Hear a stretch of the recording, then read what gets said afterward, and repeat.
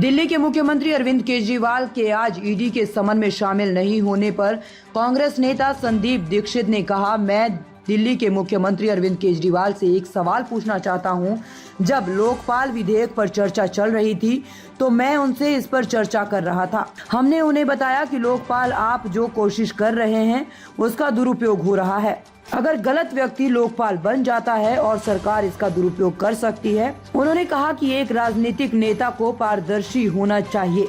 अगर उनके खिलाफ कोई आरोप है तो उन्हें इस्तीफा दे देना चाहिए और उन्हें देना चाहिए। अगर वे गिरफ्तार हो जाते हैं तो भी आत्मसमर्पण कर दें और अगर कोई निर्दोष है तो ये साबित हो जाएगा। उन्हें कम से कम अपनी बात पर कायम रहना चाहिए। मेरा मानना है कि वह अपनी ही विचारधारा के सबसे बड़े धोखेबाज बन गए हैं। लेकिन एक कानूनी प्रक्रिया होती है, वो तो आपको फॉलो करनी पड़ेगी और मेरे हिसाब से इन्होंने जो किया है वो ठीक नहीं किया है। अन्यथा किसी चीज को एक राजनीतिक पहलू दे रहे हैं। हम मानते हैं कि कई ऐसी चीजें हुई हैं जिसमें ईडी और सीबीआई और इनकम टैक्स को देखा गया कि वो राजनीतिक रूप से काम करती है, लेकिन जो कानूनी प्रक्रिया वो तो आपको करनी है। लेकिन मैं केजरीवाल साहब से सिर्फ एक सवाल पूछना चाहता हूं।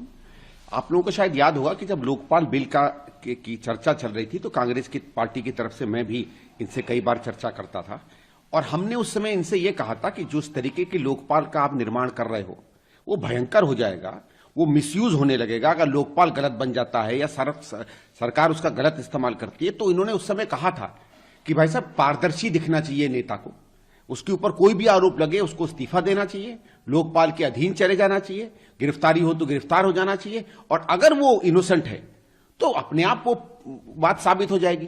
तो खुद अपने कथन पर जिन चीजों पर इन्होंने नेतागिरी की और आज बड़े नेता बने हैं, जिन चीजों को लेकर उन्होंने जनता के बीच में विश्वास अपना कायम किया, ये अपनी बातों पर तो कायम रहे।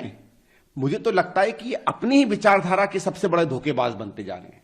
ये बात ठीक नहीं है। देखिए, आप अगर इनोसेंट हैं तो कोई दिक्कत नहीं है।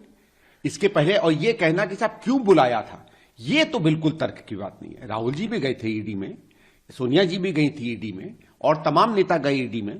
बहुत चीजों में पता नहीं चला आज तक कि किस लिए उनको बुलाया गया, अभियुक्त के रूप में, गवाह के रूप में। और जब शुरू में तहकीकात होती है, आप लोग देखिए, सब लोग पुलिस की प्रक्रिया जानते हैं।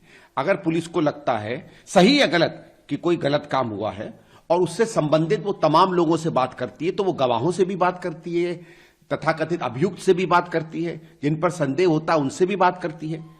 पुलिस को थोड़ी शुरू में पता रहता है कि इसमें इनोसेंट कौन है और गिल्टी कौन है। अगर वो बात ही नहीं करेगी तो पता कैसे चलेगा। एक मुख्यमंत्री होके आप पूरी की पूरी प्रक्रिया पर अनर्गल सवाल उठा लें, ये गलत। हाँ, ये आपका कहना कि ईडी पर हमको भरोसा नहीं है, हम चाहेंगे कि वो न्याय दे जबकि वो न्याय नहीं देती, ये सब कमेंट में चल जाते हैं। लेकिन ये कह देना कि हमें किस हैसियत से बुलाया है, आपकी भी वही हैसियत है तो किसी सामान्य इंसान की है। आप मुख्यमंत्री होके कोई फर्स्ट क्लास के सिटीजन नहीं बन गए हैं। जो संदीप दीक्षित के अधिकार हैं या जो आपके हैं या जो भैया कैमरा पकड़े हैं इनके जो अधिकार हैं, अगर हम पर कोई केस बनेगा, मैं एक चीज सवाल आपसे पूछना चाहता हूं, अगर हमारे ऊपर कोई केस बनेगा तो क्या इतना हमको मौका मिलेगा? पुलिस आती और आपको और हमें घसीट के अपने घर से ले जाती, जिस तरीके से इनके लोगों ने पंजाब में कांग्रेस के नेताओं को घसीट